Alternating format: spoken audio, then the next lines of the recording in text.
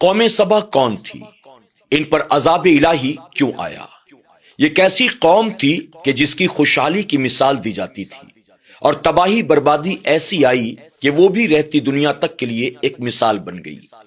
ایک شخص کا نام سبا تھا اور اسی کے نام پر اس قوم کا نام قوم سبا پڑا۔ یہ یمن کے شہر سنا سے 6 میل دوری پر آباد تھے۔ وہاں کی زمین اتنی پاکیزہ تھی کہ وہاں نہ مکھی، نہ مچھر، نہ کھٹمل، نہ سانپ، نہ بچھو، کچھ بھی نہیں تھا۔ وہاں کا موسم بھی بڑا خوشگوار تھا، نہ زیادہ سردی ہوتی اور نہ زیادہ گرمی۔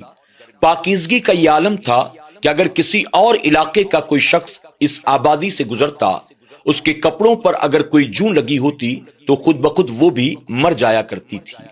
اللہ رب العزت نے انہیں ایسے باغات دیے تھے کہ جس میں کثیر پھل لگتے۔ اگر کوئی شخص سر پر ٹوکرا رکھ کر ان باغات سے گزر جاتا تو اسے پھلوں کو ہاتھ لگانے کی ضرورت نہیں پڑتی تھی، اس کا ٹوکرا خود بخود پھلوں سے بھر جایا کرتا تھا۔ اتنی ساری نعمتوں کو پانے کے بعد ہونا کیا چاہیے؟ اللہ کا شکر ادا کرتے، اللہ کا سجدہ کرتے، اللہ کی اطاعت کرتے۔ لیکن اس قوم سبا نے اللہ کی نعمتوں کو پانے کے بعد بھی اللہ سے بغاوت کی، یہ سرکشی پر اتر آئے، وہ لوگ متکبر ہو گئے۔ اللہ رب العزت نے انہیں راہ راست پر چلانے کے لیے یکے بعد دیگرے 13 انبیاء کو بھیجا۔ ان نبیوں نے اس قوم کو اللہ کی راہ کی طرف بلایا، وہ اللہ کی نعمتیں گناتے، اللہ کے عذاب سے ڈراتے، لیکن پوری کی پوری قوم نے اللہ کے نبیوں کو جھٹلایا۔ اس قوم کا ایک سردار تھا جو بڑا ہی متکبر اور سرکش آدمی تھا۔ جب اس کے بیٹے کا انتقال ہوا تو غصے میں اس نے آسمان کی طرف منہ اٹھا کر تھوکا اور اللہ سے بغاوت کا اعلان کر دیا۔ اپنی قوم کو کفر کی طرف بلانے لگا۔ جو لوگ اس کی بات نہ مانتے وہ انہیں قتل کر دیتا۔ اللہ کے نبیوں سے تکبر کے ساتھ وہ کہتا، اگر تم واقعی اللہ کے نبی ہو تو اللہ سے کہو کہ ہماری نعمتیں وہ چھین کر دکھلا دے۔ گویا وہ یہ کہنا چاہتا تھا کہ ان نعمتوں پر ہمارا حق ہے، یہ نعمتیں ہم سے کوئی چھین نہیں سکتا۔ اللہ رب العزت نے اس قوم پر اپنا عذاب نازل کیا۔ عذاب ایک سیلاب کی شکل میں مسلط کیا گیا۔ سیلاب آیا کیسے؟ قوم سبا نے اپنی بستی کے کنارے پر پہاڑ کے دامن میں ایک باندھ بنایا تھا جس میں وہ پانی جمع کرتے تھے۔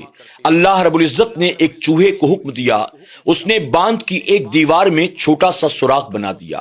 سوراخ اگرچہ بڑا چھوٹا تھا لیکن دھیرے دھیرے وہی بڑھتا چلا گیا، یہاں تک کہ باندھ کی ایک طرف کی دیوار خود بخود ڈھہ گئی اور اچانک سیلاب بستی کی طرف چل پڑا۔ بستی والے اطمینان کے ساتھ اپنے اپنے گھروں میں بیٹھے تھے۔ اچانک آئی سیلاب کی وہ تاب نہ لا سکے اور ہر طرف سیلاب کی وجہ سے تباہی اور بربادی نظر آنے لگی۔ سیلاب کی شکل میں جب عذاب الہی آیا تو قوم سبا کے باغات، مکانات، مال و ملکیت سب کچھ غرق ہو گئے۔ پوری کی پوری بستی ریت کے ٹیلوں میں تبدیل ہو گئی۔ اس عذاب کا یہ عالم تھا کہ وہ قوم جس کی کل خوشحالی کی مثالیں دی جاتی تھی، اب رہتی دنیا تک اسی کو بدحالی اور تباہی بربادی کی مثال بنا دی گئی۔ جہاں کل تک اچھے اچھے پھلوں کے درخت موجود تھے، آج وہیں عذاب الہی کی بنیاد، کانٹے دار بیر، جنگلی درخت اور ڈراؤنی جھاڑیاں پیدا ہو گئی۔ یہ قوم عمدہ پھلوں تک کو ترس گئی۔